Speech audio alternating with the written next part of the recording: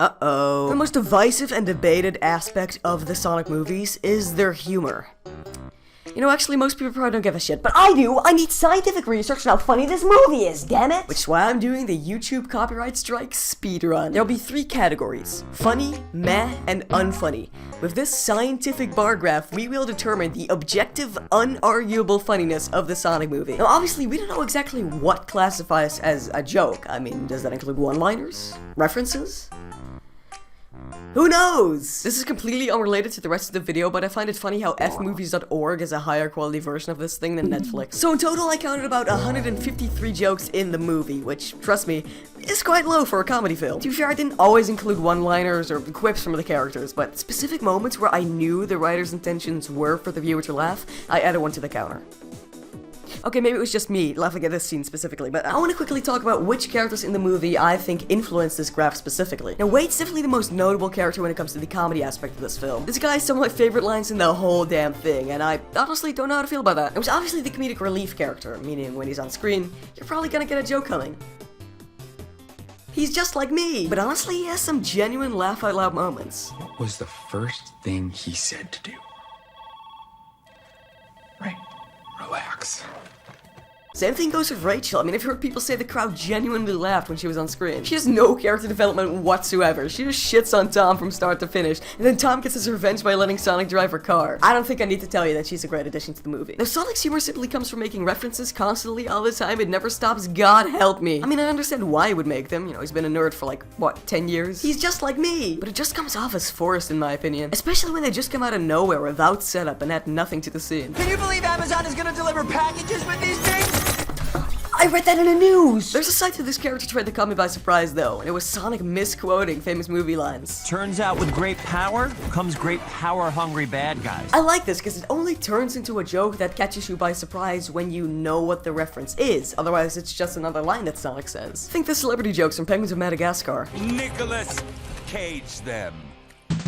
There were some genuinely great slapstick moments from Sonic too. I caught myself laughing at some of his expressions and poses and emotions, and I'm trying really hard not to bring up the first design. Sonic had a rocket transition onto the big screen. Unfortunately though, he was a little annoying in the first movie. Whereas in the second, they kinda got rid of that aspect of his character, which I'm happy about. Come to think of it, the only reference that I really remember in the second movie is... Oh great, the Winter Soldier. Now Tom is funny in the sense that he's very witty. He's not necessarily a character that the audience laughs at, you know, he doesn't really do anything that's funny at all actually. He just makes snarky remarks. Are you familiar with U.S. Code 904, Title 10, Article 104? Yeah, anyone.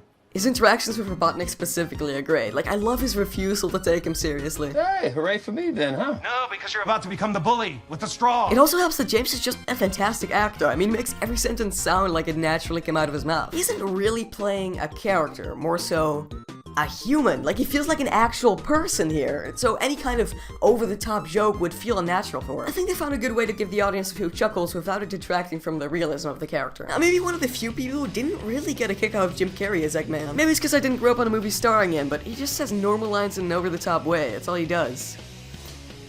Well, that's his whole deal as an actor, but still. I mean, to be fair, I don't really hate the idea of this casting. I mean, Eggman's always been a bit of a goof, and he could definitely work if given a good script. That's kind of the issue. He doesn't really get any clever dialogue that takes advantage of the actor. Sure, he has funny lines, but they're never really funny because they're done in the over-the-top acting style, in my opinion. His funniest line is, Nobody cares how proud your mommy is that you're now reading at a 3rd grade level. literally any actor could pull that off. I understand why, though. You know, they probably didn't have Jim Carrey as a guarantee for Eggman, so they just made a generic script, and once Jim joined the team, hoped he would kind of fill in the lack of Carrey-style wacky humor with his delivery. Like here.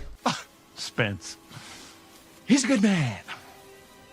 Why do you say it like that? Oh my god, it's so funny. I love Jim Carrey, man. I can understand why he adds the funniness to some people, but honestly, some of his scenes just don't really do it for me. Finally, Agent Stone. I mean, he's a great addition to the cast, in my opinion, you know? He has some cool moments and just a nice sidekick to Robotnik. Honestly, I have like nothing to add to this at all. Aside from that, I love his actor. So with this in mind, we should take a look at the score and see how much of this movie is actually funny. Well, about 28% of the jokes got a genuine chuckle out of me, meaning there are 43 moments throughout the whole movie that actually made me laugh out loud. Time for me to abuse the power entrusted to me.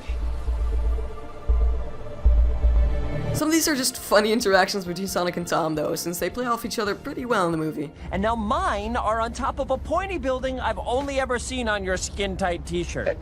It's probably because James is just a great actor, though. Like, he makes his reactions seem so genuine. You're not the Donut Lord at all. You're more like the Jerk Lord. Have you noticed the harpoon stuck in our dash? This is probably unfair, but I also include some moments to the counter that just made me laugh. Like, even if it was unintentional. Can I help you? Then, surprisingly, only 23% of the jokes I genuinely didn't like. Oh, come on. Oh, that's awful. What did you eat? Most of these were just kind of cliche or simply failed to make me laugh. Like, lol, your dentist calls you Tim because it's awkward when you correct him about it. So yeah, mostly the writers trying to be relatable to adults and just stuff I generally don't care for. You shot me! Alright, I heard you the first time. You don't have to pile it on. What? You used the neighbor's Wi-Fi? That's so relatable. Oh my god, I love Thomas Michael Wachowski. The cliches are through the roof and really take away from the movie. No, Wade. I'm at the speed trap.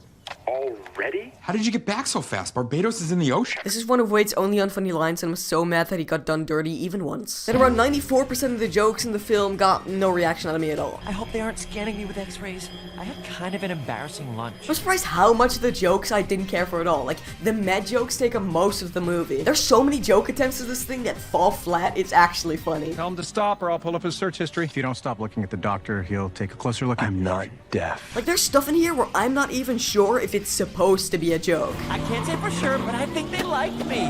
What's the point of this line? Like, why is this here? It doesn't add anything. You certainly don't got the whole squad laughing. And then there's the amount of fucking references that add nothing to the movie. He was basically Obi-Wan Kenobi. If Obi-Wan Kenobi had a beak and ate mice. Like, this line's only here for the sake of a reference. Like, kids who don't know who Obi-Wan Kenobi is won't know what the fuck you're talking about. I think the reason why this movie's humor is so frustrating is because it tries to appeal to everyone. There's jokes in here for small children who love poopy farts and flossing, but then there's also jokes in here that are genuinely charming and get a chuckle out of the older kids. I was breastfed, actually.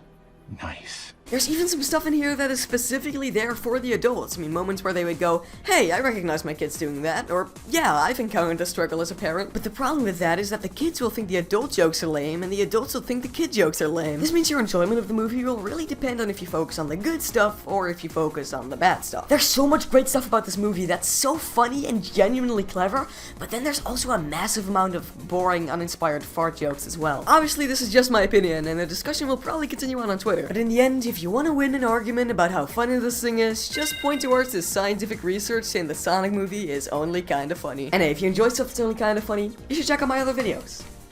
While you're at it, maybe, subscribe and hit the like. Wait, where are you going?